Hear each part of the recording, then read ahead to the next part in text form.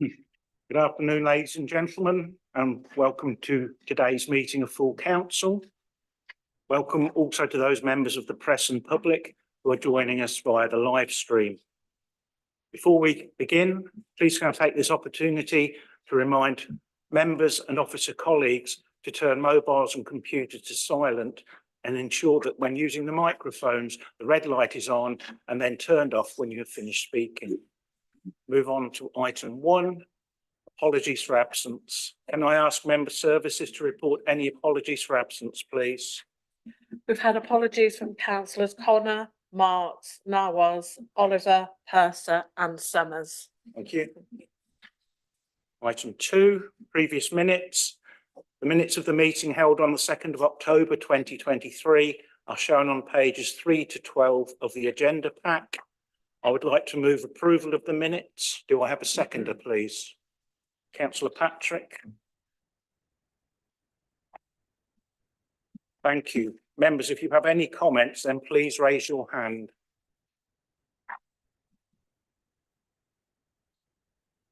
No hands have been raised, therefore the minutes are approved.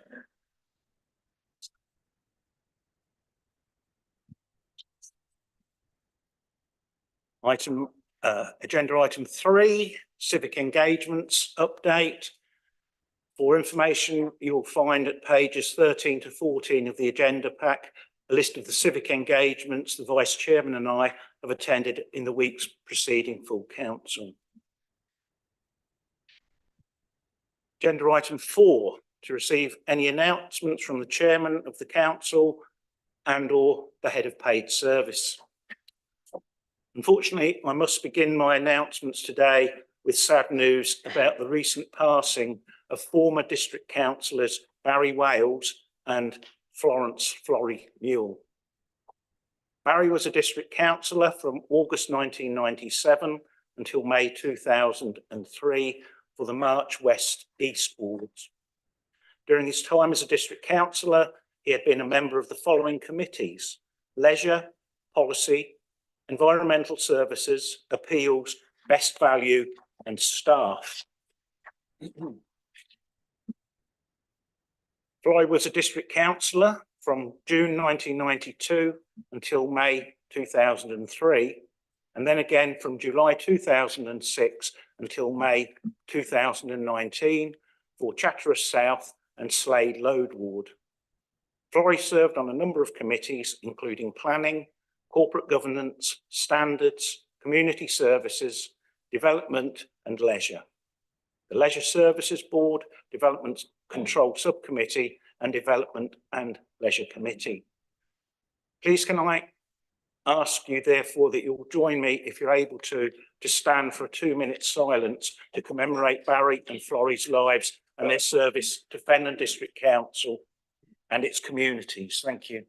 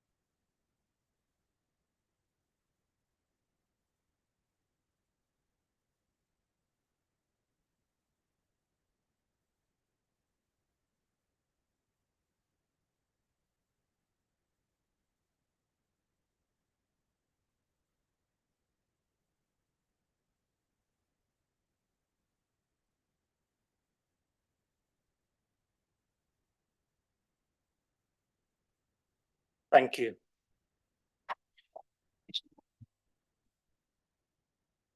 Police and I also ask officers to convey Fenton District Council's deepest sympathies to Barry and Florrie's families at this sad time. I'd like to take this opportunity to thank everyone who attended my carol service, which took place on Friday the 8th of December. It was a very enjoyable event in the historic St Peter and St Paul's Church, Wisbech. There was a wonderful festive atmosphere to mark the start of the festive season. I'd like to thank very big thanks to member services for their assistance in organising the event, as well as the Reverend Canon Matthew Bradbury and the children of Elm Road Primary School and the choristers of St Catherine's College, Cambridge, who performed absolutely brilliantly, I have to say. There are no announcements from the Chief Executive today. Agenda item 5, declarations of interest. Agenda item 5 is to receive any declarations of interest under the local code of conduct or any interest under the code of conduct on planning matters in respect of any items to be discussed at this meeting. If you have anything to declare, please can you raise your hand? Thank you. Councillor Taylor. Yeah, thank you, Chair. It's just obviously we're chatting tonight about a new motion involving the farming industry. I'm going to get no benefits from it at all. It is for the industry. It's not from a personal opinion. Thank you.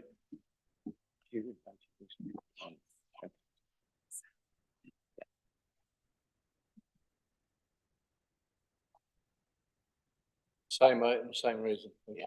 Thank you. Just to say that I too own some agricultural land, but it's not in this district, and I will keep an open mind. Thank you. Anybody else? Thank you. Agenda item 6, to receive questions from and provide answers to councillors in relation to matters which, in the opinion of the chairman, accord with the provisions of Procedure Rules 8.4 and 8.6. There have been no written questions submitted in accordance with Rule 8.6. Procedure Rule 8.4 permits the leader of the main opposition group or his nominated representative to put questions to the leader, Councillor Booth, you have a maximum of 20 minutes if you would like to ask your questions, please. Yeah, thank you, Chair.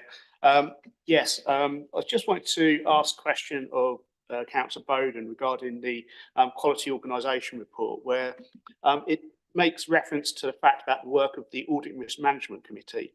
And I think just from an independence perspective, and with the Audit and Risk Management Committee being the critical friend, is it appropriate that the report comes from Councillor Bowden, who I understand is the finance portfolio holder?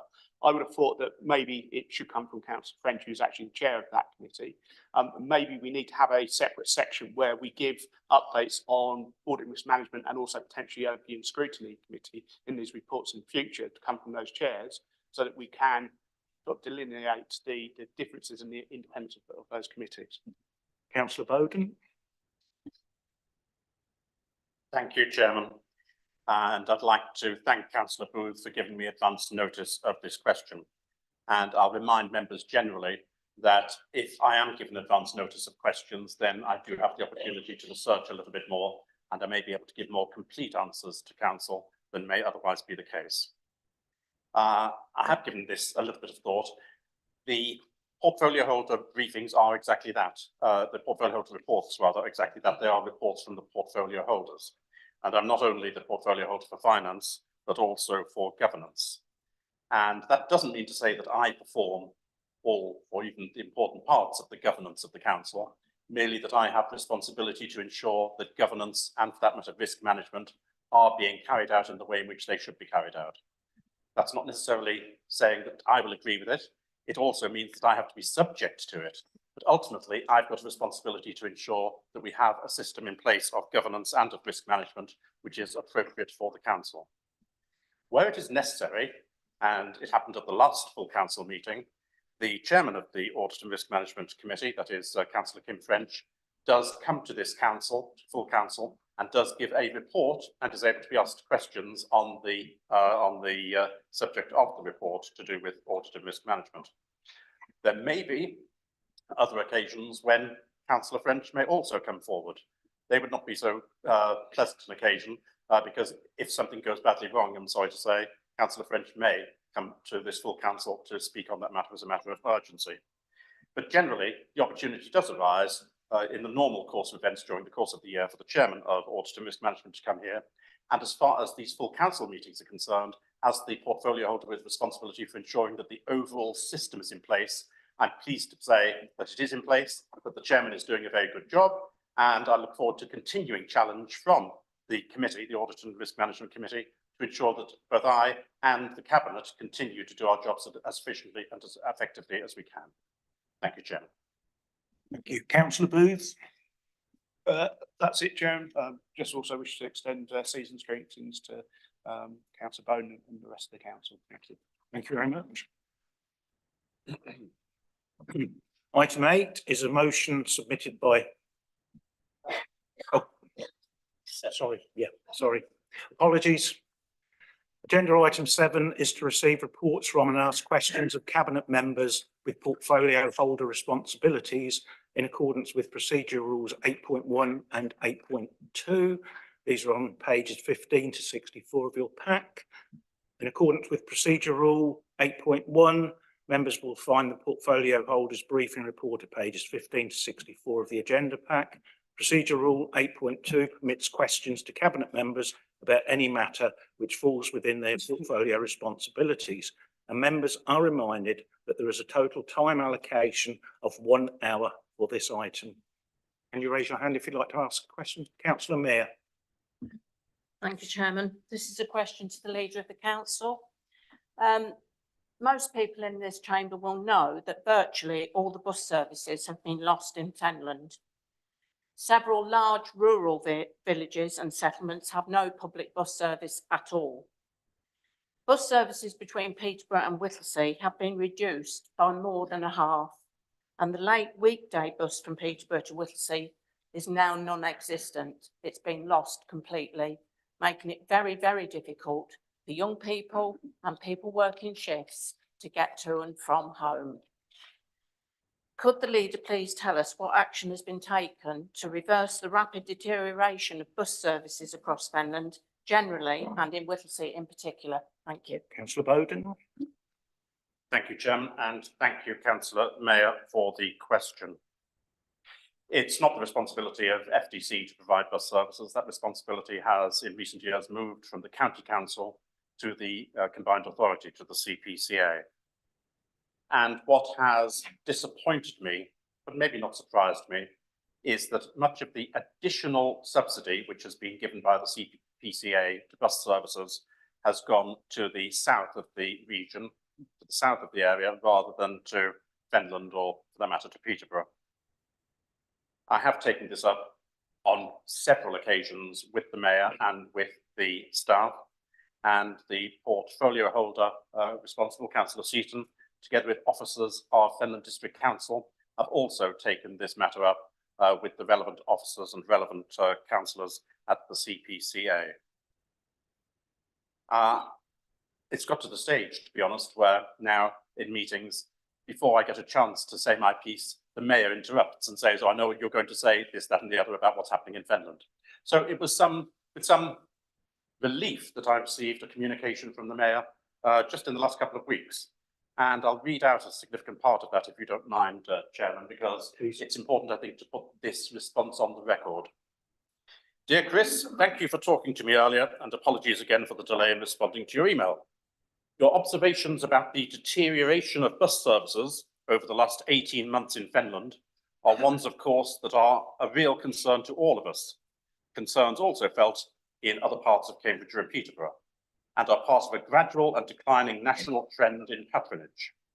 The impact in deprived rural areas is considerable, as the availability of alternative modes is less, placing more need and dependency on buses for access to education, employment, and other services.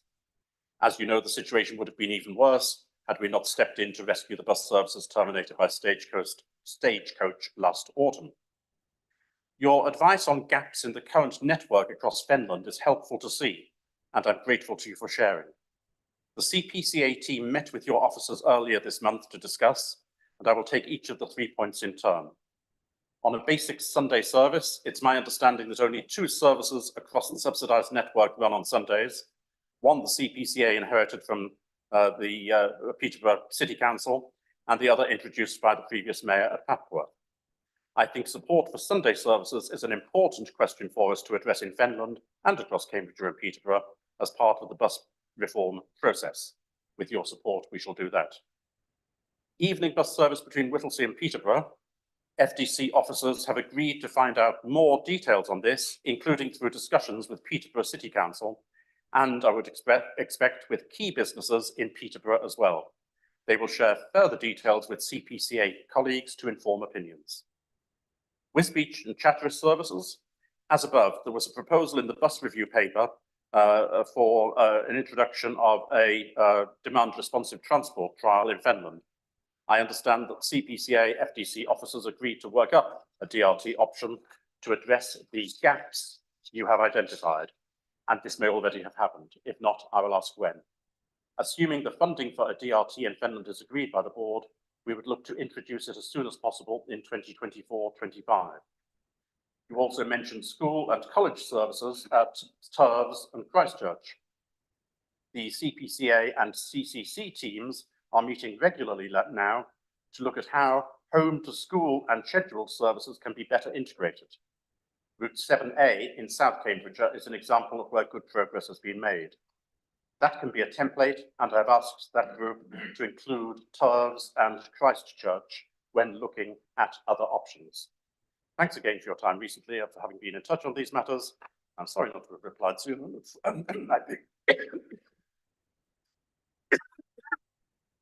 Pardon. And I look forward to continuing involvement with our improvement work on buses.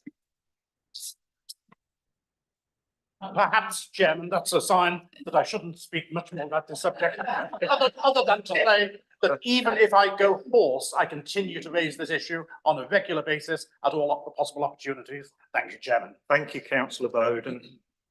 Any more questions for portfolio holders, please? Councillor Booth. Thank you, Chair. Just a quick question, Councillor Laws. Sorry, I haven't given you prior notice of this. I noticed the update regarding the local plan and current recruitment that's taking place. Do we have a plan B if we can't find suitable candidates to fill those posts? I know you always got a plan B. That's good to hear. I know, for example, many years ago, we actually hired a firm on its entirety to actually undertake the local plan work for us. I don't think it progressed very far at that time, but have we got other options? Because obviously we're probably a year behind at least schedule, from what was said earlier this year, and the situation doesn't seem to be getting much better, unfortunately. Remain seated. Thank you, Councillor Booth, for your question.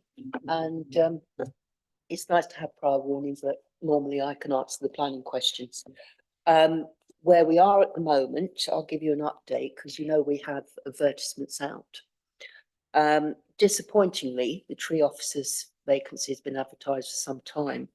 We've had no response to that. We've had no response to the 106 officer, which again is disappointing, or to the senior enforcement officer. But there is light at the tunnel. 2 people have applied for the principal planning. We've got 9 seniors applications, which is a very good sign. And the junior enforcement, which we can obviously pick up on training from there. We've got 4 applications. And most importantly, which we need for our emerging local plan, we've got 6 applications for policy officers. In answer to your question, there's always a plan B. You can't go ahead in the council without. And obviously, that is, I'm not going to give you the ins and outs of it, but please be assured there is a plan B, and we won't be floundering, I'll put it that way. And it's still very important to actually drive the new local plan forward because the existing one is not fit for purpose, completely out of date, but we've been held up with the staffing issues. And I blame Peterborough City Council. I'll add that. Thank you, Thank you. councillor Laws. Thank you, councillor Laws, for the response. Are there any more questions for portfolio? Councillor Senate Clough. Thank you, Chair. This is a question for councillor Bowden. I would like to ask on the subject of the CPCA, following on from Kay's question. I understand that there has been some complaints about the mayor's conduct, and I wondered what has happened in relation to the mayor's conduct complaints. Councillor Bowden. Councillor Bowden.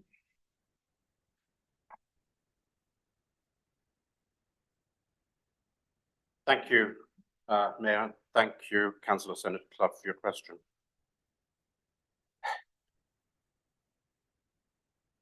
People think that Richard Nixon was brought down as a result of the Watergate break-in, but he wasn't. He was brought down because of the cover-up following the Watergate break-in. And it's something similar that we're seeing in the combined authority at the moment. It's not necessarily the original activities which are so threatening, not merely to the mayor, but also to the CPCA as a whole. It's the cover-up which has taken place since, or if you'd prefer to use the word, the secrecy which there has been. And that secrecy has been really counterproductive for the mayor personally. And just to give you an example, given the seriousness of what has got out into the public arena, there have been quite a number of people on social media who have jumped to the conclusion, in the absence of any other information, that this is about sexual impropriety on the part of the mayor.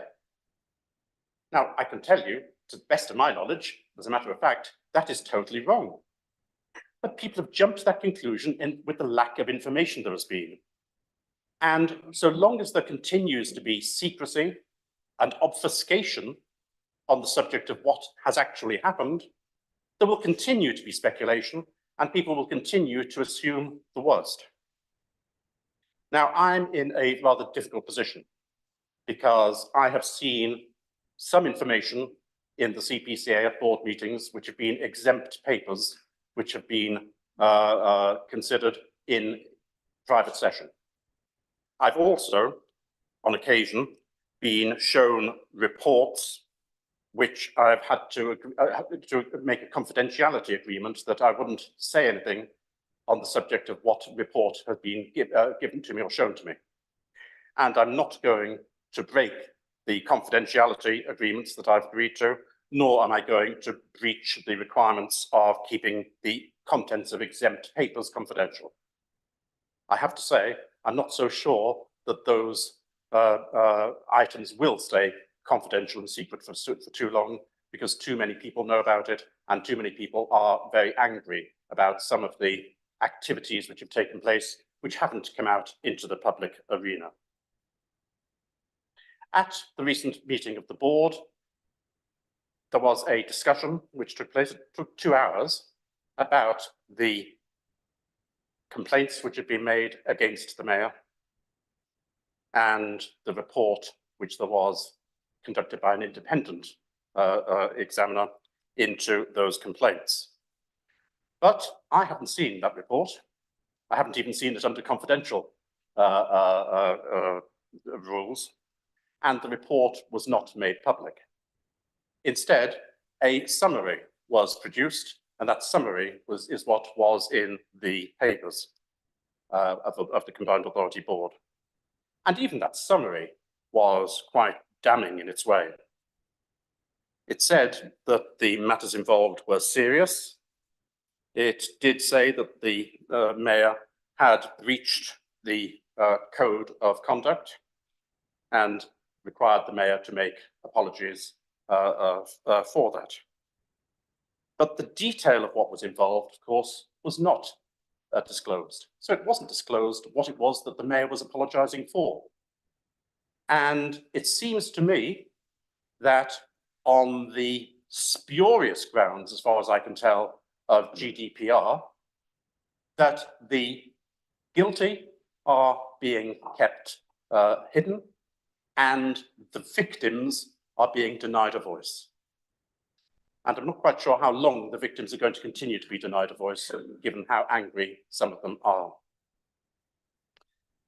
I can't reveal any of the information that I obtained in those confidential manners I've talked about before, but I have continued to receive, even this afternoon I received, information which I hadn't been provided with independently.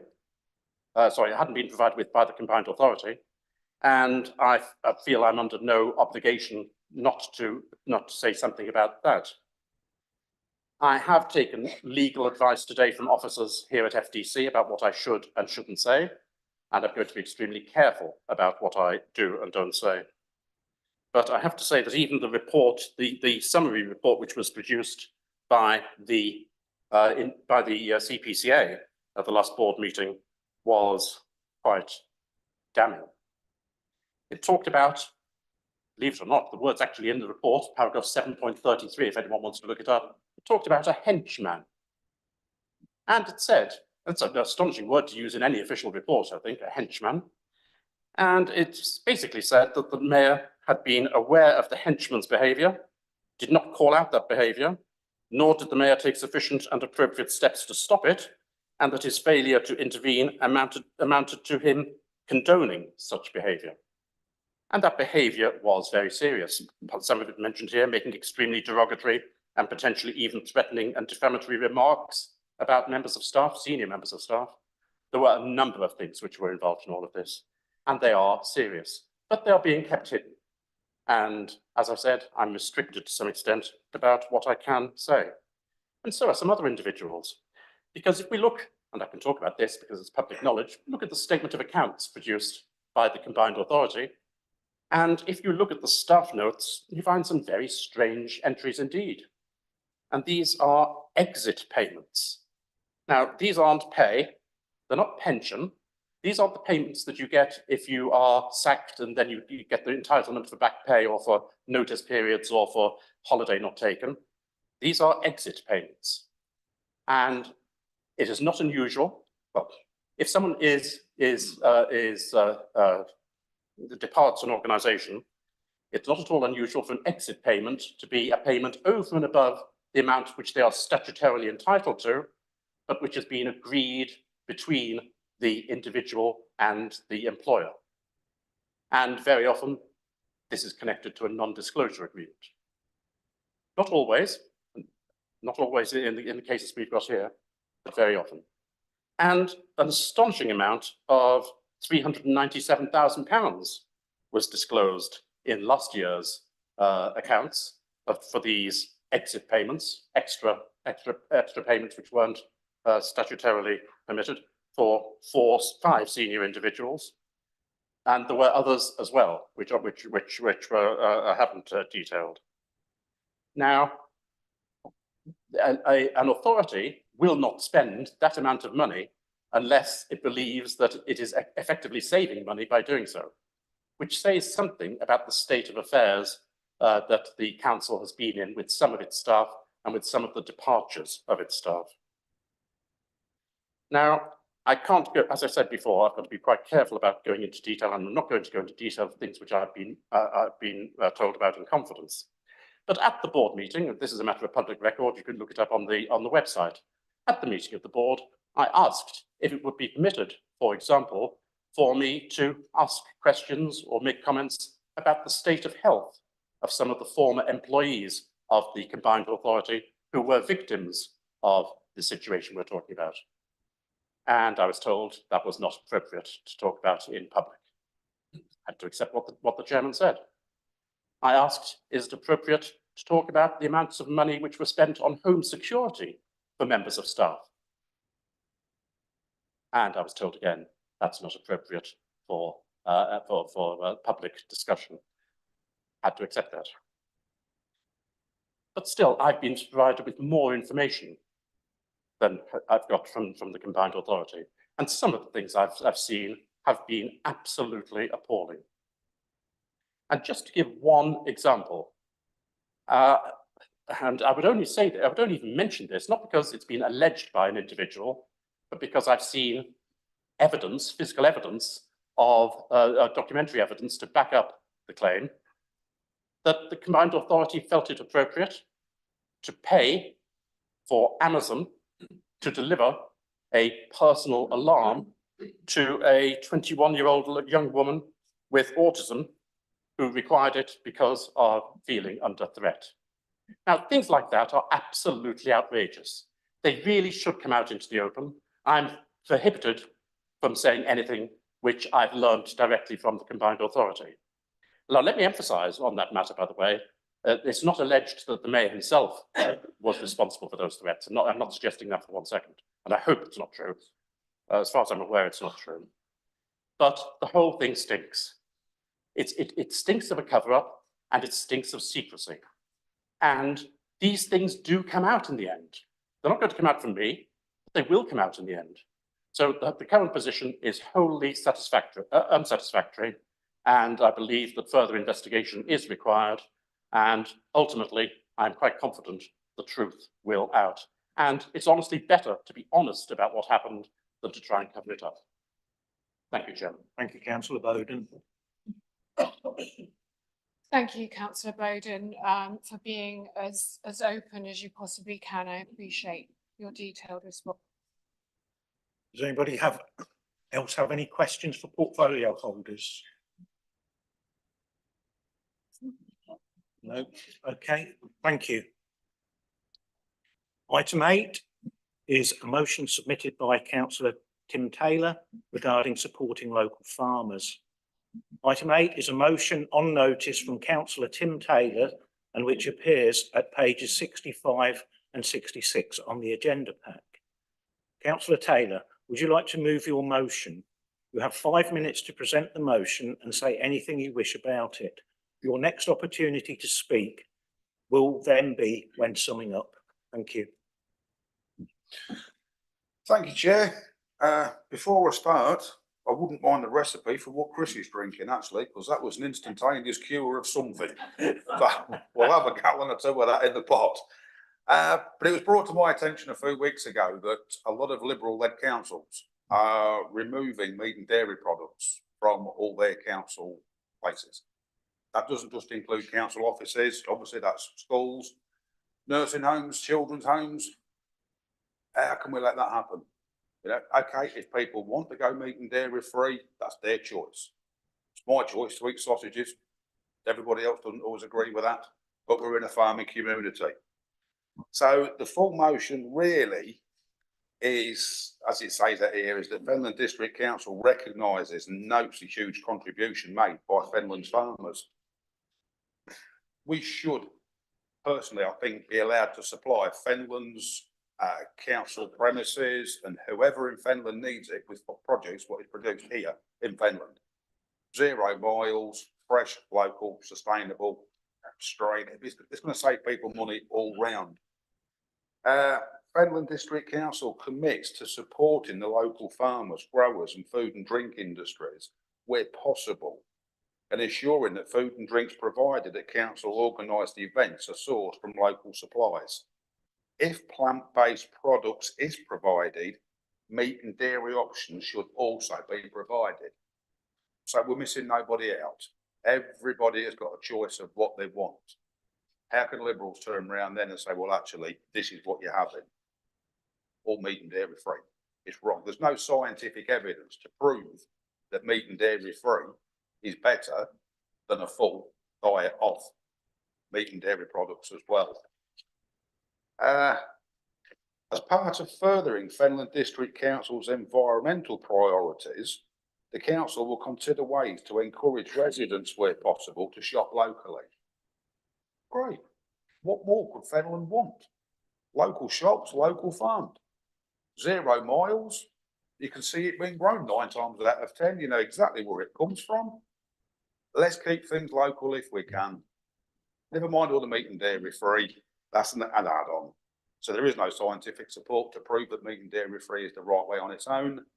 If Fenland can support Fenland, then the industries can only grow bigger and stronger together. The farmer is the middle of the road in producing food. There's so many industries before it, and so many industries after it. We are not Liberal.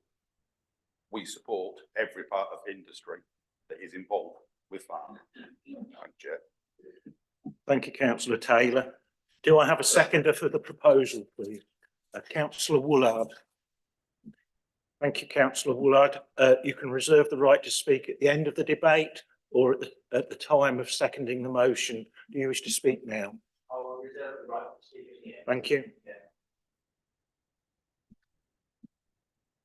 The item is open for discussion and members are reminded that they are each able to speak once. Councillor Tierney. Thank you, Chairman. Of course, I'm going to support this motion. I think it's really important that people have the free choice to eat what they want to eat. It's not the job of councils or governments to instruct people on how they should feed themselves. If someone wants to be a vegan, good for them. If they want to be a vegetarian, good for them. If they want to follow a keto diet like I do, good for them. There are all different sorts of medical advice, and that advice is quite different, and they all have experts backing them up, and we all have to read what we can and make our own decisions as adults and for our children for what's best for them. So of course I support this. I do have to just say though that whilst it does seem to be coming from the left in this council chamber are normally more reasonable than the left we see elsewhere. So I do think that we've got a more reasonable council, and I think that's a good thing. Thank you. Thank you. Would anybody else like to speak? Councillor Senate-Clough and then Councillor Carney. Thank you, Chair. Just to say that I fully support Tim on this, and I think, you know, the minute we start sort of taking away people's choices, it's a slippery slope. So good for you, Tim, for bringing this motion forward. I think it is vitally important that a local authority should be seen to support its local food producers, drink producers, and as it's already been said, we do have a good number of them in this district alone.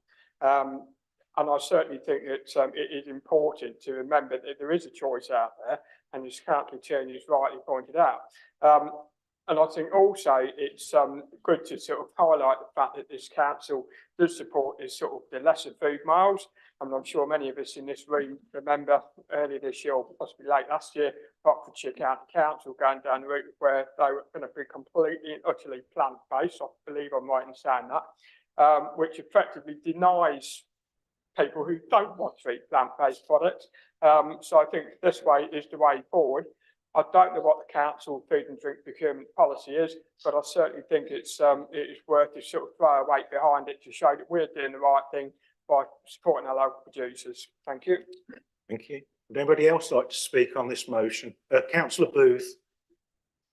Thank you, Chair.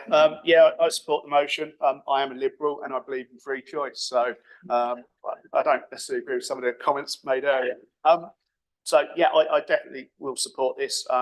You know, the benefits of supporting our local economy is great. What does surprise me is we did, in sort of fairly recently, a few years back, look at our procurement policy, and the whole aim of that was to try and actually buy more locally produced goods. It appears we might not have achieved what we were setting out to do when we reviewed that policy. But if this motion backs it up, then yeah, let's get on and do it. Thank you. Anybody else? Councillor Woolard, would you like to speak? Thank you, Mr. Chairman. Yes, I'm happy to second this motion. Being a lifelong Fenlander, I appreciate the impact that the farming community has within the area. Whatever we as a council must be seen to support individual choices. And I think on this particular issue, it's important that this council supports a very key factor within our community, which is the farming sector. And on that basis, I would second the motion. Thank you. Councillor Taylor, would you like to sum up, please? Thank you, Chair, and thank you, folks, for supporting us. I'm working very, very closely with the Countryside Alliance on this. This is a nationwide problem. There is various councils up and down the country that have already blocked their own ways, if you like, to where they're having dairy and meat free. It's all going through Parliament. But I know that once I make a phone call tonight, once this motion is passed to the Chief of the Countryside Alliance, that will be televised very shortly. We're not only now leading Fenland, Fenland is now in charge of the whole of Cambridge within this motion. There is nobody else in Cambridge running this. We're looking after the whole of Cambridge within this one motion. Thank you very much. Thank you. Thank you, members. The motion appears at page 67 of the agenda pack. Are the proposal detailed there agreed?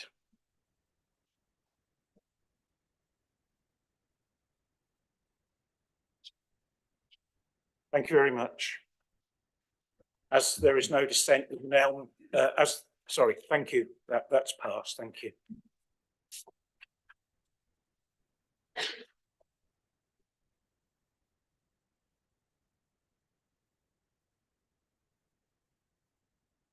The next item on the agenda was due to be the Treasury Management Strategy. However, as we have a guest speaker in relation to the Member Allowances Scheme review, I'm proposing a change to the agenda so that item 11 precedes item 9. Standing Order 2.3 permits the Chairman of the Council to change the order of business of an ordinary meeting with the permission of the Council. Is the proposed change agreed? Thank you.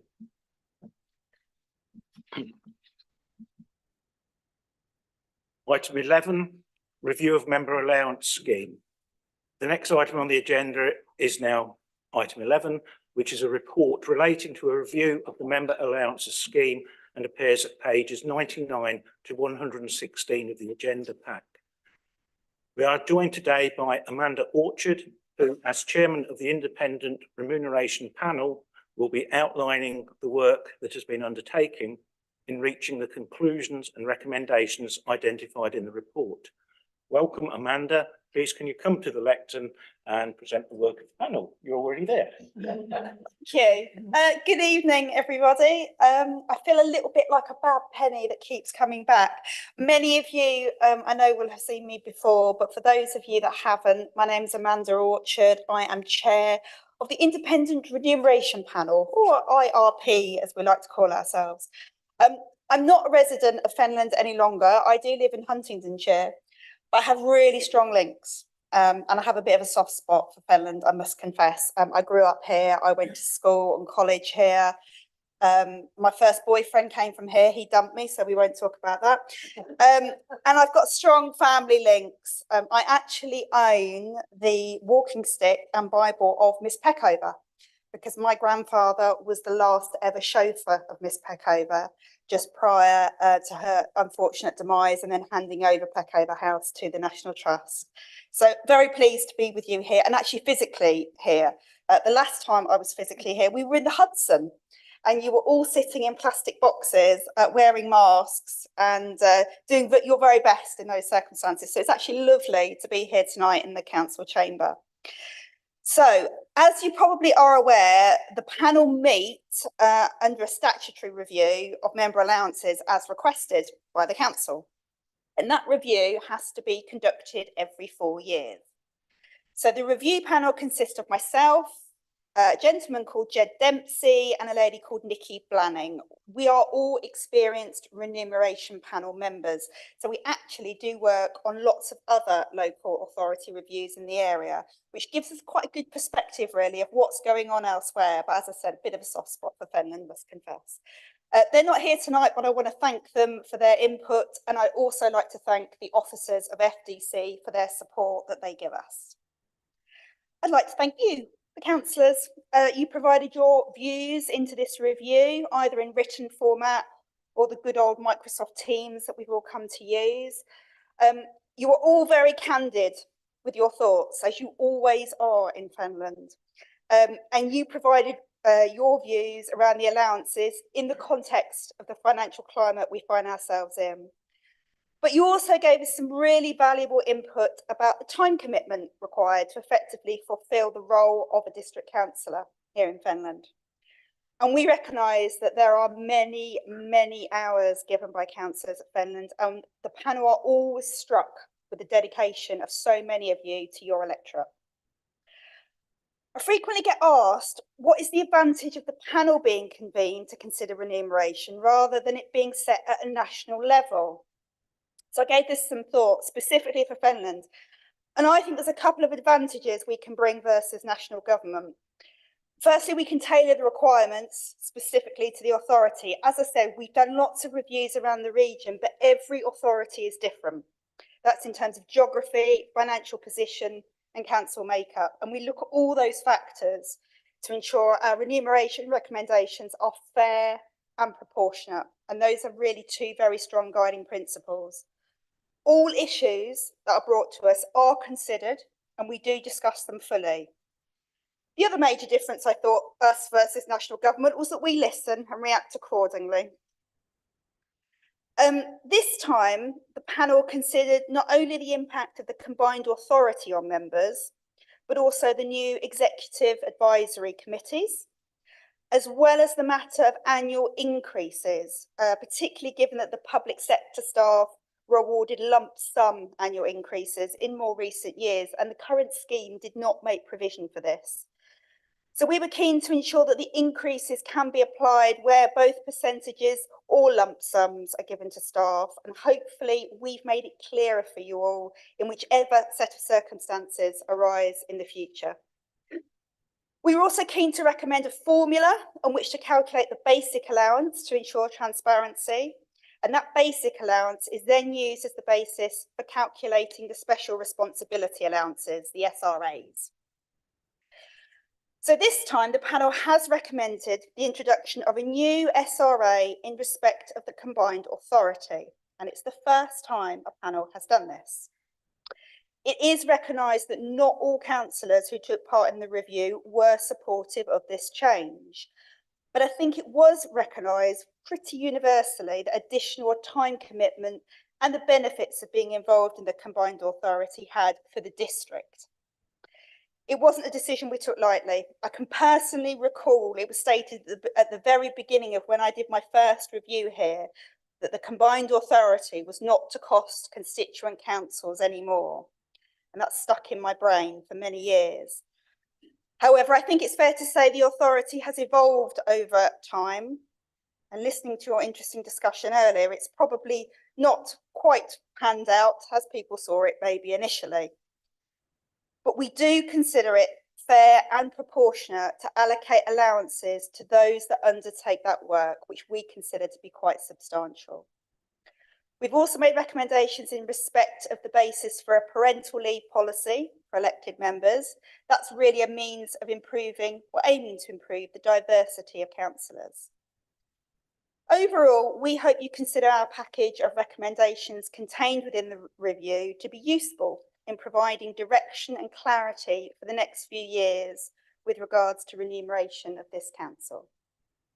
Thank you. Thank you very much, Amanda. Thank you. Now I'll call upon Councillor Bowden as leader of the council and portfolio holder for governance to present the report. Thank you, Chairman.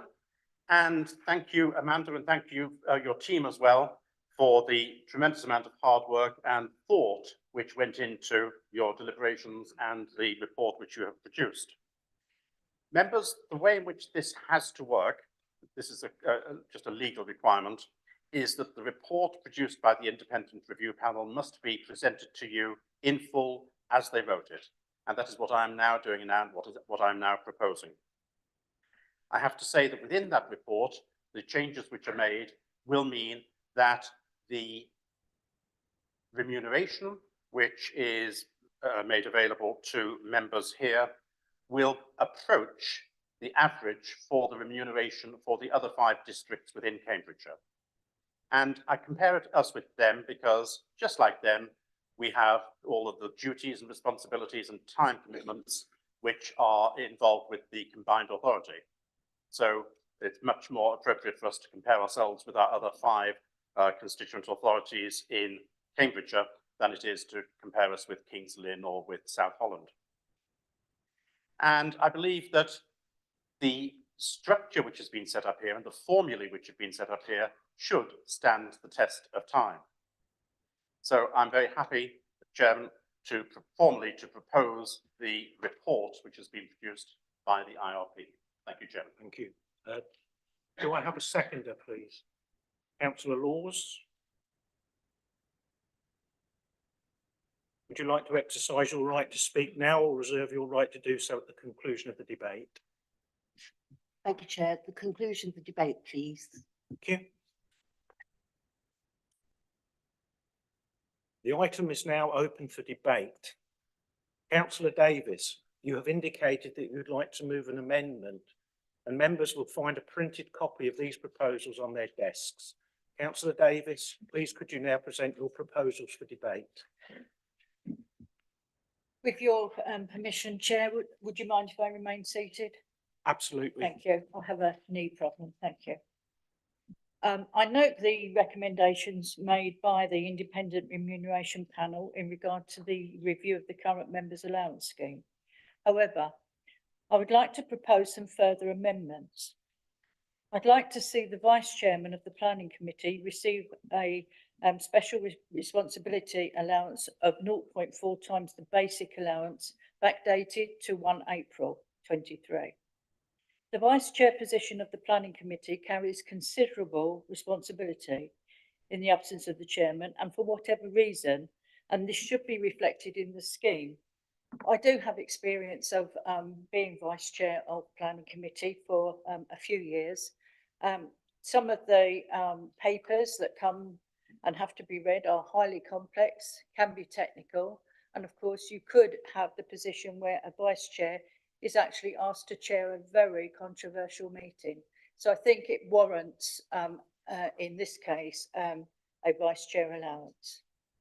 I'd also like to propose that additional SRA for membership or substitute membership of the Planning Committee should be allowed to be claimed in addition to any other SRAs claimed, other than SRAs as Chairman or Vice Chairman of the Planning Committee. And that too should be backdated to 1 April 23, I feel. Going on further, I would also like to propose that the Chairman of Planning Committee should be deemed to be fulfilling an approved duty for the purposes of mileage allowance. If in his consideration of whether a proposed refusal, delegated powers should be referred to the full Planning Committee, then it may be that he needs to travel to a site to get a better view of that site than he can by any other means. It may not be necessary for every application that he looks at, but for some, again, I had the experience of having to do this when the chair was absent, and I felt the only way I could really give a true view was to actually go out and look at the site. I don't think it warrants that any claim being backdated more than 3 months with the current mileage policy.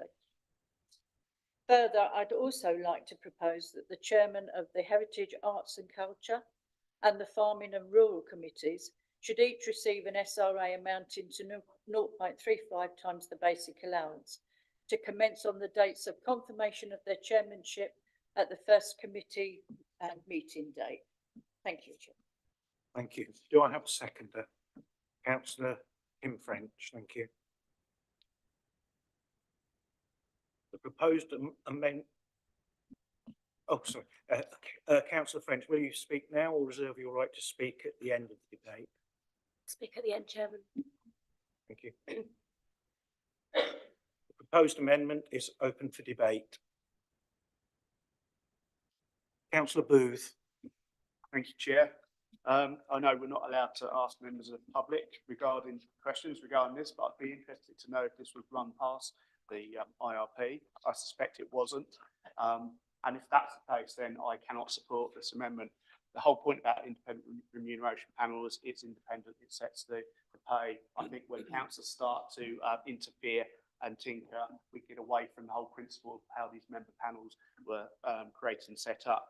I actually believe this probably should be at a national scale, because otherwise you get these types of amendments being brought forward. Personally, I disagree with the fact that that there will be allowances in the main report for the CPCA, but I'm willing to support an independent review, even if I disagree with the elements of it. So I won't be supporting this amendment because we shouldn't be setting this. We should be listening to the independent panel and taking that report in whole or not at all. Thank you. Thank you, Councillor Booth. Councillor Hoy and then Councillor Tierney, please.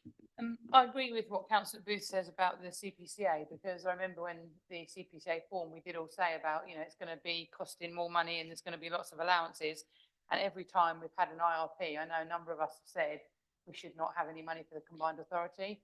But the problem is, obviously, because each constituent council has their own IRP, we're in a situation now where every single combined authority board member is receiving an allowance except for our own. And I just think that's really not really very fair. I'm not trying to sort of name and shame Chris or anything like that, but you know, he does do a really good job for us on there.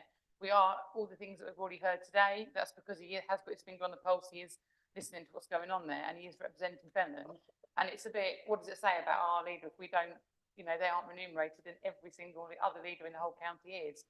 So as much as it sticks in my throat that we've got to do it, I just think it is now the time, and it's very annoying. And had we got a time machine, maybe we'd all go back and not vote for the combined authority in the first place. But sadly, we don't have a time machine. Thank you, Councillor Hoy. Councillor Tierney, please. Yes, thank you, Chairman. So I remember when we discussed the combined authority, and I didn't vote for it. I was the only person who didn't. And I think, and the reason that I didn't vote for it was because I said what's going to happen is it will become more and more complex, and eventually they'll be wanting special responsibility allowances. And sure enough, that's exactly what came about. Nevertheless, what Councillor Hoy said is correct. It's not fair given the situation that we're in. For me, I would prefer to just do away with it entirely, and then nobody would get a special responsibility allowance.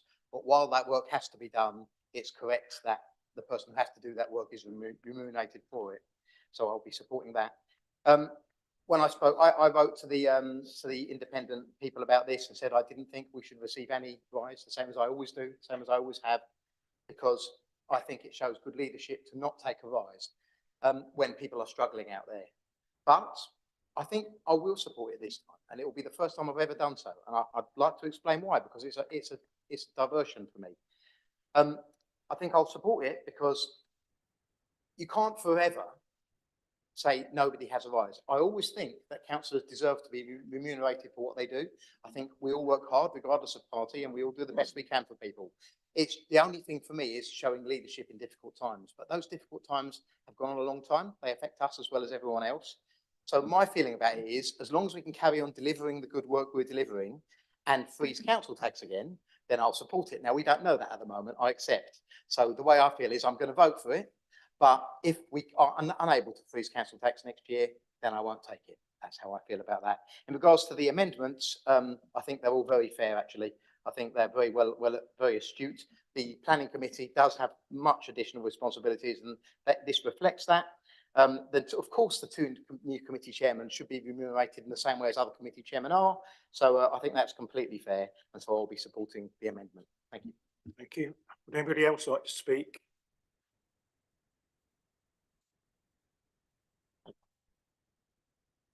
Councillor French, as seconder of the proposed amendment, would you like to exercise your right to speak? I have nothing to add, Thank you. Chairman. Councillor Bowden, as mover of the original recommendation, would you like to exercise your right to speak on the amendment? Yes, please, Chair. Thank you. Thank you, Chairman. I fully respect the comments which were made by Councillor Booth. They're consistent with comments that he's made before and are a perfectly reasonable position to take. But he said that we should be listening to the independent remuneration panel. And that, in fact, is exactly what we've done. We have paid due regard to it, and we have agreed that they have done a very, very good job indeed. They put a lot of work in, and that's why I was more than happy to propose the report. But ultimately, the responsibility doesn't actually lie with the independent remuneration panel. The responsibility lies with this council and with any individual council as to what a system of remuneration exists. And we in this council do know on a personal basis the amount of work that is put in by some individuals and which is involved in some particular positions. The position of Vice Chairman of the Planning Committee is not a doddle. It's not some simple, you just turn up, sit by the side of the chairman, do nothing and go away again. You've got to be prepared to stand in at any time at short notice and be able to chair meetings which, as I think we all know, can be highly contentious and very difficult indeed. So you have to put all the preparatory work in that the chairman puts in. And we've got today neither the chairman nor the vice chairman of planning here, as far as I can tell. So I'll spare people's blushes. But the vice chairman has had to put in a lot of work and has had to step in on more than one occasion this year when it has been required for him to chair the meeting. And I think that we realise as members that that position of vice chairman does involve a significant amount of time and work. And in fact, generally, that applies to the planning committee, which is why it is unfair to say that some members of the planning committee should receive a relatively small special allowance, either members or deputy or substitute members, and others who happen to be cabinet members should not. That just doesn't seem to be fair, and it doesn't recognise the whole purpose of putting in a small special responsibility allowance for members and substitute members of the planning committee, which was to recognise that members of that committee have to attend more meetings and spend more time researching for meetings than any other committee that we have in this council by a long way. The chairman of planning committee does put in a considerable amount of time in fulfilling the duty that we as a council gave to him to examine those applications which are scheduled to be refused under delegated powers and to decide whether they are appropriate or not to go to the planning committee itself or whether they should be refused under delegated powers. And on occasion, in order to do that, he says that he needs to be able to see the property itself. And I note that the same has applied for Councillor Davis as well. And given that, it just seems that we've asked him to do the job, and then we're saying, but we won't pay your mileage so that you can do it properly. That just doesn't sound right. So I think that point 3 on this amendment is acceptable. And finally, as was suggested just before, it is unfair that we have 2 new committees where the chairman will not receive a responsibility allowance. And again, in fact, we have 3 new committees, but it's only these 2 where we have seen a significant amount of work already undertaken by the relevant individuals, and we can see they're going to be undertaking an awful lot more in the months and years ahead. So for these 2 executive advisory committees, not the third one, but for these 2 executive advisory committees, it seems to me entirely appropriate to recognise the amount of work already put in and which I'm expecting of them for the future as well. So on that basis, Chairman, I'm happy to accept the amendment which we have before us. Thank you. Thank you, Councillor Bowden. There are no further speakers.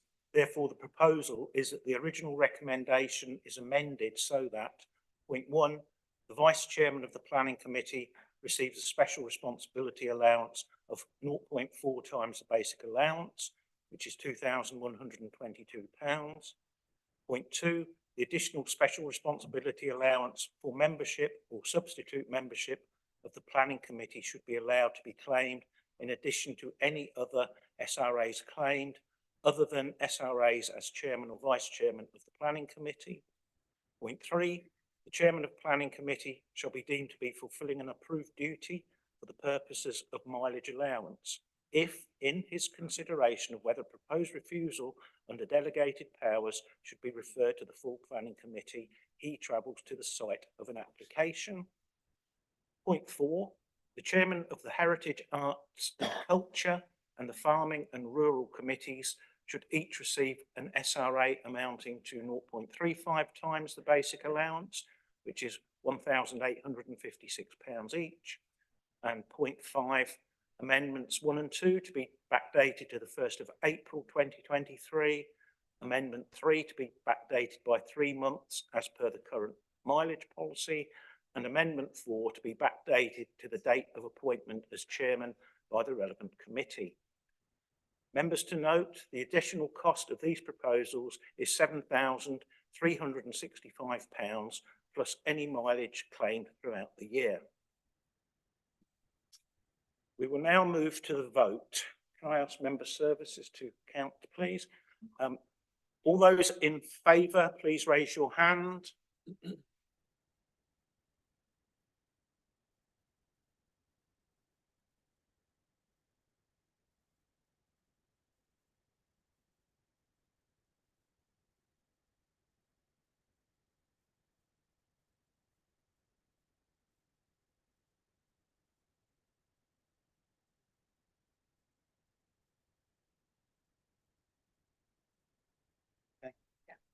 Thank you. All those against, please raise your hand.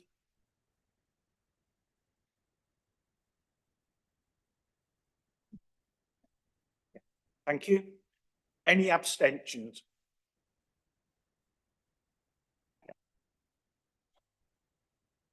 Thank you.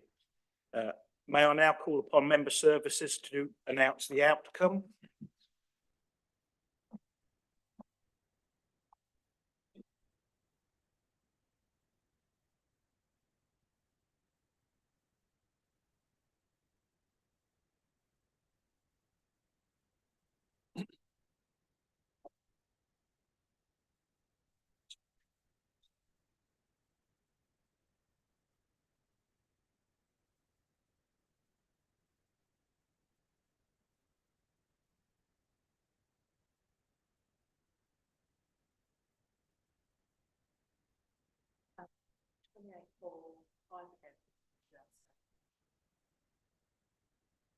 Thank you. The proposed amendment is carried and now will become the substantive recommendation for debate. Can I call upon any further speakers, please? Councillor Count. Yes, thank you, Chair. First of all, I'd like to offer my thanks to the people at the independent panel who put together this package. Amanda, who presented so ably today, Gerard, and Nikki. I didn't feed in myself, but I think they've done a very good job of putting this together. I'm really glad the amendment went through. I supported that, and I won't reiterate the points that we've gone over already, but I would like to say that I fully supported that. If this goes through today, I don't think we ought to lose sight of where we are in the grand scheme of things. If we approve this today, we're pretty much approving a 3.5% cut to our basic salaries compared to inflation, and an additional couple of 3 or 4% on last year. So this is a reduction. So although it's an increase in actual basic allowance, etc., it's a reduction in real terms. And there's nothing wrong with that, because the UK at the moment is full of people who are not getting full inflationary increases. And it would have been wrong for us to go out there and demand 6.7% and say, this is what we expect because this is what inflation is, and we don't want our roles to be any more diminished by inflation. So it's right for us to take a cut, but it's also right for there to be recognition of the value we add. Now, if you look at this council and the cost of this compared to the way the council has behaved in recent years by not putting up council tax and in fact reducing council tax, I think the public should see the just reward that they're getting by investing some money in the people that are trying so hard on their behalf alongside officers to make these kind of a difference, these kind of differences. And they really are coming home to roost. The public out there can see that we're not in there to milk the cash cow. We are here on their behalf, trying to do our very best. And I think that we've been succeeding here in Penland. In terms of the actual report, I think that there's some elements that I just want to discuss how we arrive at some of the figures.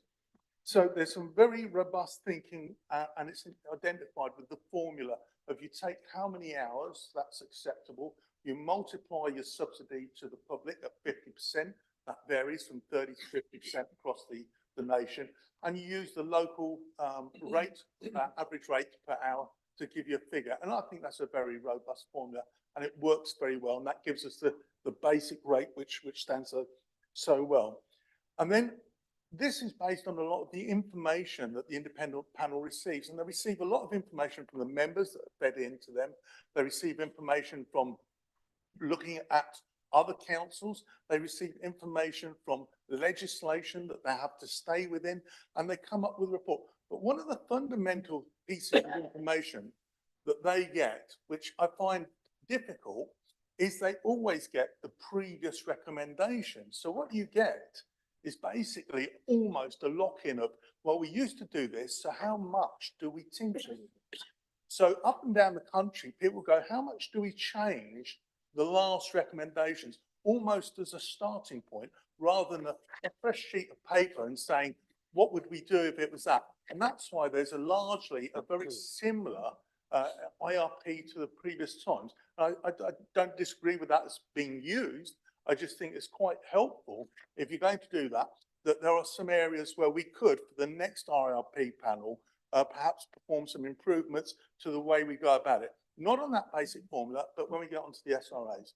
Because if you read the SRAs, and if we take the leader, for example, which I think is absolutely fantastic, the job he's doing, it says that he gets an SRA of 3.5 times the basic allowance. Now, we know that the basic allowance is based on 20 hours, but the independent panel are not saying that he goes out and does another 70 hours work on top of that. That is not what it's about. It's not explicit in that. What would happen if you worked in a large company? Everybody would maybe do a basic week of 35 hours, but as you get up through the tiers, you have more responsibility. You have more people underneath you. You have more management. You have to have a greater skill set to be able to handle it. And that is where the 3.5 kicks in. That's where the 1.4 kicks in with the chairs. So because the next people who read this report may not be this RP panel, but somebody else, it would be useful in the future that they define how they arrive at these figures, all of which I agree with, but just add some more meat on the bone, and particularly for the public as well, so they can follow. They don't expect our leader to do a 90-hour week, although I'm pretty certain he does. The last comment I would make is on the CPCA. I've long been an advocate, ever since Cambridge City was the very first to introduce a members' allowance, for those people that suffer, and I use that word, suffer putting up with the CPCA and all the demands it makes on them. Now, if I had my chance tomorrow, and remember, I was heavily involved with setting up the CPA, I would still vote for it today. I would still vote for it today, because despite the extra money involved here, the few tens of thousands involved here for the members, you just take March, for example, £12 million, that wouldn't have happened. That would not have happened. That's just one example in Finland. Now, by providing our leadership around us with some extra resource, they can dedicate extra time to the CPCA. They will be able to fight as hard for our area, which they already do without reward, that the other people have been rewarded with for years. So I'm very much in favour of that. I'm in favour of the overall position where we've ended up, and I thank you all for listening to me. Thank you, Councillor Count. Would anybody else like to speak on this debate? Councillor Booth. Yes, Chair. I'd like to thank the IFP members for the work they've done. I supported the report as it was, unadulterated, but there you go. It's been members have been voted through. I just wanted to pick up on some of the financial analysis that Councillor Count said there. He said effectively it's a cut. I'll bring your attention to section 16.1 of the report. It gives a breakdown here that the increases here related to 8.95% increase. That is before the amendment that you've all just agreed to. With that amendment, the increase is actually an 11% increase on the allowances being paid out by this council. So to say it's a pay cut is not correct. It's 11% increase on what was there previously. So thank you. Thank you. Would anybody else like to speak?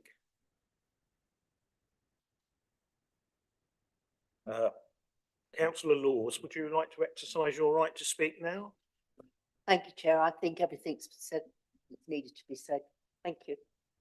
Thank you. Councillor Bowden, would you like to sum up, please?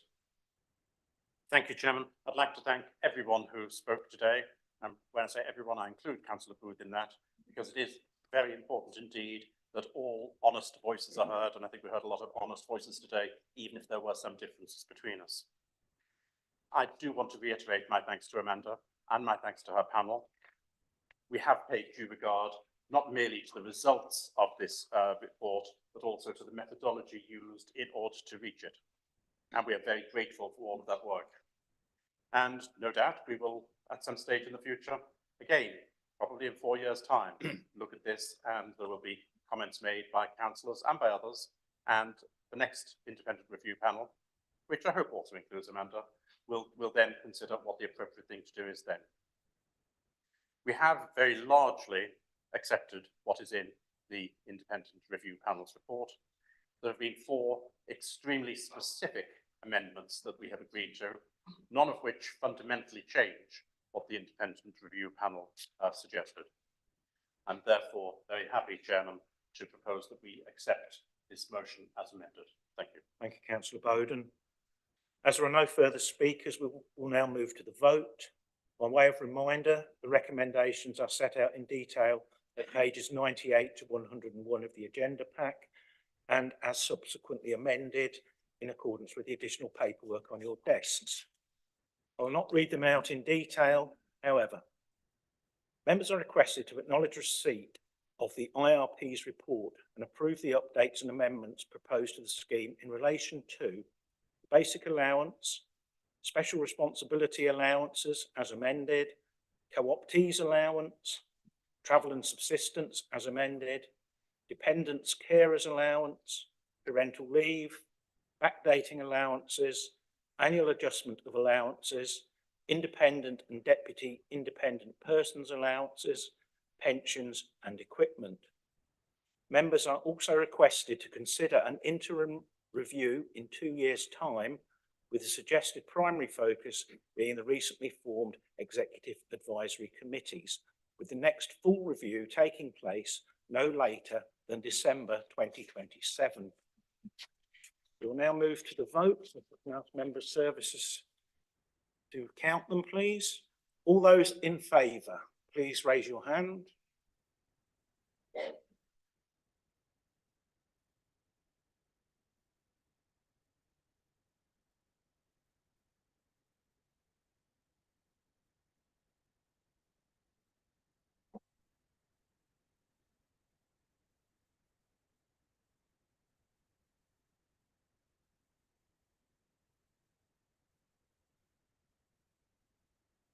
Okay, thank you. All those against, please raise your hand.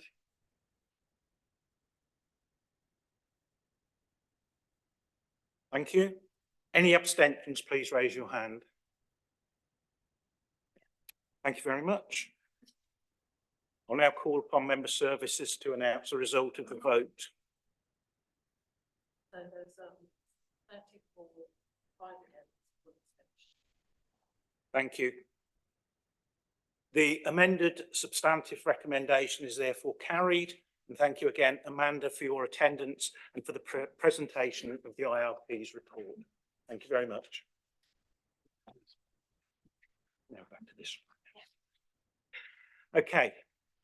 Agenda item 9, Treasury Management Strategy Statement and Annual Investment Strategy, Mid-Year Review 2023-2024, which is on pages 67 to 76 of the pack.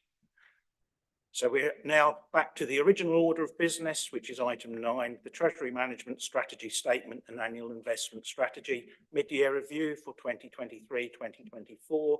And it's on pages 67 to 76 of the agenda pack. I now call upon Councillor Bowden as leader and portfolio holder for finance to present this report. Thank you, Chairman. Before anyone else says anything, especially Councillor Taylor, yes, I have taken a further drink from the magic bottle, but let me emphasise it's not because this subject is dry. It's because I need to make sure my voice is in full order to explain what has been going on. In fact, this is one of the more interesting parts of the Council's work, in my opinion, and maybe today only exceeded by the next agenda item that we're going to discuss. So the Treasury Management Report basically lays out where we are as a council as far as our Treasury Management function is concerned over the last 6 months. And the truth is, we're pretty much where we expected we were going to be. There have been a couple of differences. Well, in fact, there have been 3 differences. One is that interest rates have remained higher than we were anticipating they were going to be. So we are on track to earn somewhat more at the year end in investment interest and similar revenue than we had expected when the budget was first set. Secondly, as those who have any interest in UK commercial property will be aware, UK commercial property funds have not been doing particularly well over the course of the last 9 months. So the amount of money we are now expecting to get from our property fund investment is somewhat lower than was otherwise going to be the case. It's a smaller difference than the increase that we're going to get as a result of the higher interest rates. The third area where there is a change is shown in paragraphs 5.10 and 5.11 of the report. which are the changes in the operational boundary and the authorised limits for external debt. And some of you may have looked at that and thought, why have there been such big number changes there and what do they mean? Well, the number changes, they are big, but this basically relates to our capital programme and what we anticipate is going to be in our capital programme in the year. The authorised limit is always significantly higher, of course, about £4 million higher than the operational boundary for obvious reasons. But the reason that the numbers have gone down so far from the original estimate to the revised estimate is overwhelmingly because Fenland Future Limited hasn't progressed with the speed that we anticipated some 9 or 10 months ago. So whereas we thought we would be lending a very significant amount of money to Fenland Future Limited for the funding of 2 developments which are taking place at the moment, now that's likely to happen in next year rather than this year. So the numbers now are anticipated to have an outturn significantly lower than was the case 9 months ago. So that's the basics of this report, Chairman. We have stayed within our financial limits. We've pretty much stayed on track, with the exception of the timing difference that we have in terms of funding FFL. We bring us to note this report and ask that we do so. Thank you. Councillor Bowden. Do I have a seconder, please? Councillor Booth, thank you. Would you like to exercise your right to speak now or reserve your right to speak at the end? I'll reserve it, Chair. Thank you. The item is open for debate.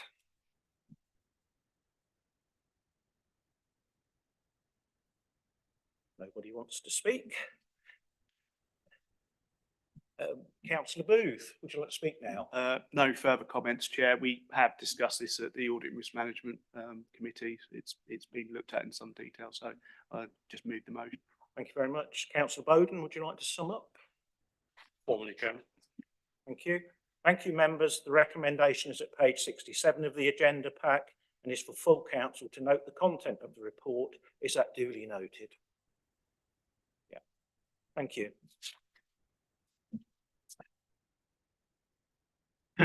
Agenda item 10, polling districts and polling places review.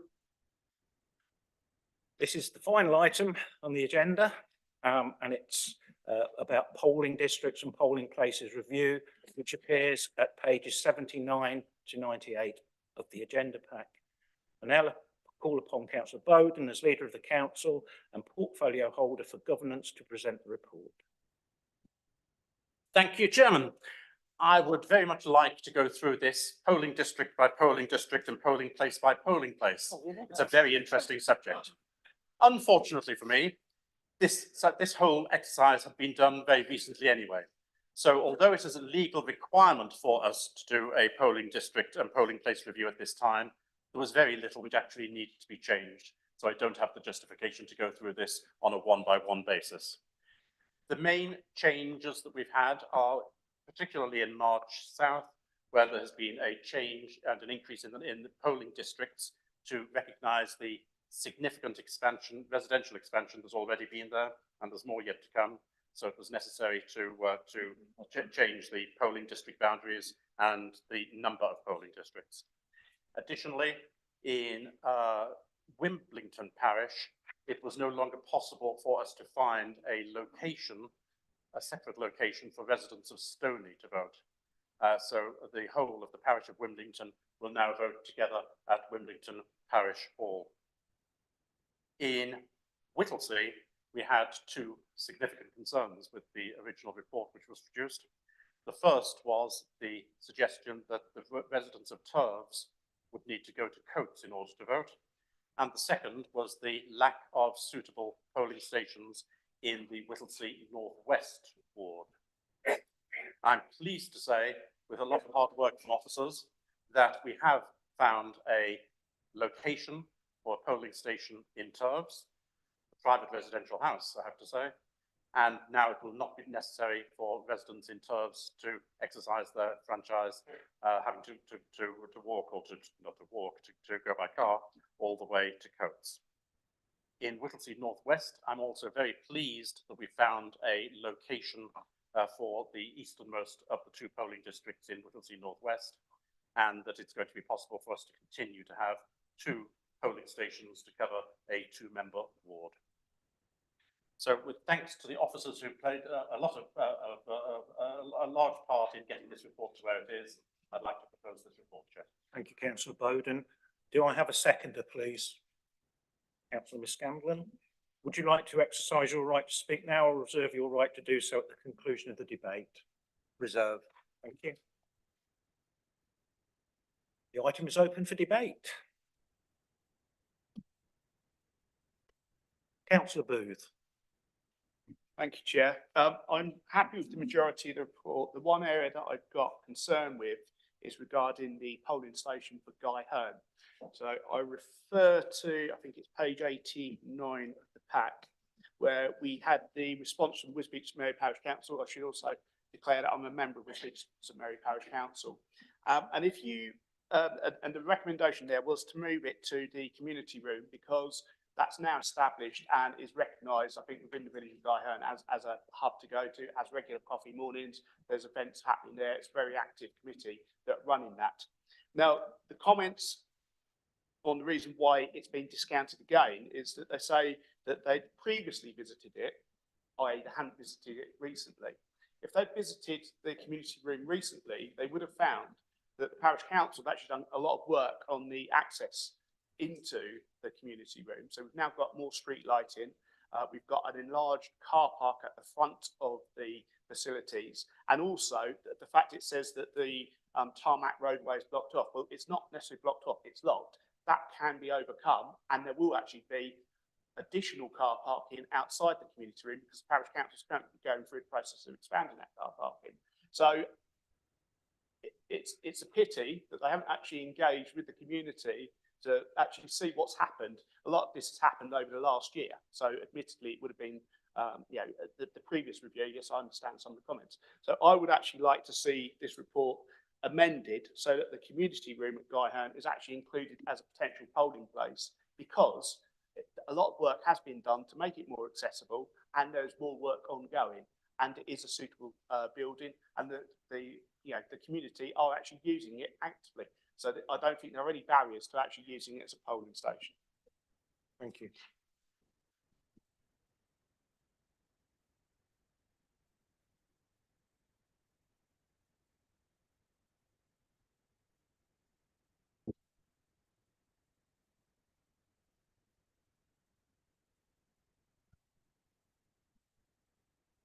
Right. Would anybody else like to speak on this debate? Councillor Miscamblen. Thank you, Chairman. I know how difficult it has been for the officers to find appropriate polling stations throughout the area. And I know particularly the one in Turves, both Councillor Bowden and myself, I think we drove around the place 2 or 3 times trying to find it. And I'm grateful for the household that has offered the premises to be as a polling station. As for the one that Councillor Booth has just mentioned, I don't know whether that can be altered or whether it is secure enough or appropriate enough.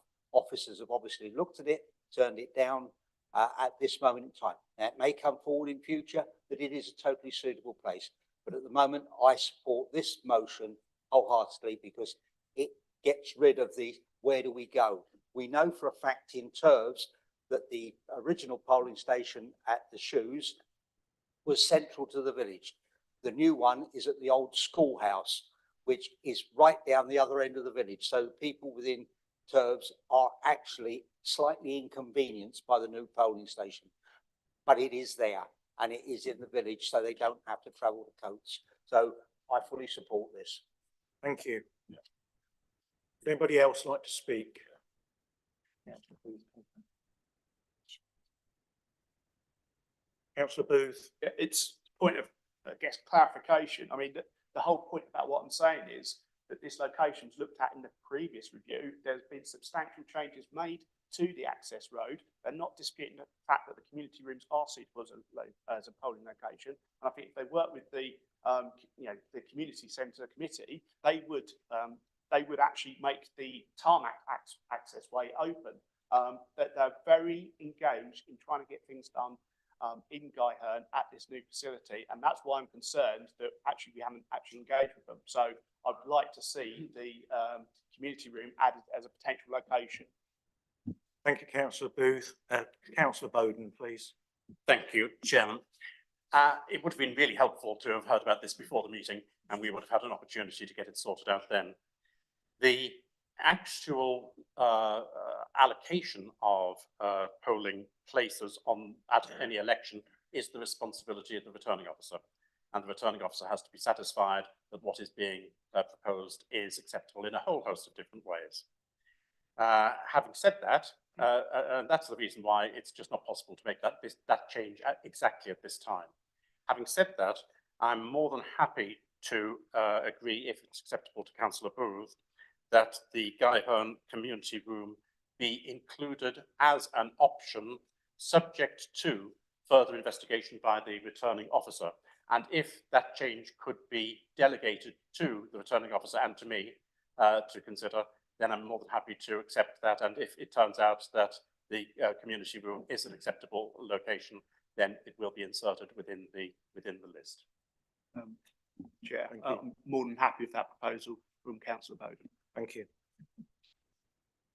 Thank you, members. The recommendations at page 77 of the report, and it is for full council to note the outcome of the review and the consultation undertaken, and agree the changes recommended to polling districts and polling places as detailed in the report at Appendix C. And also to agree to Councillor Bowden's suggestion in respect of Councillor Booth's proposal. Is that duly noted and agreed? Thank you. Ladies and gentlemen, that concludes this afternoon's meeting. I'd like to thank you for your attendance, and may I remind you that the next ordinary meeting of full council will take place on Monday, the 26th of February 2023 at 4 p.m. I hope you have a lovely Christmas and a very happy, peaceful and prosperous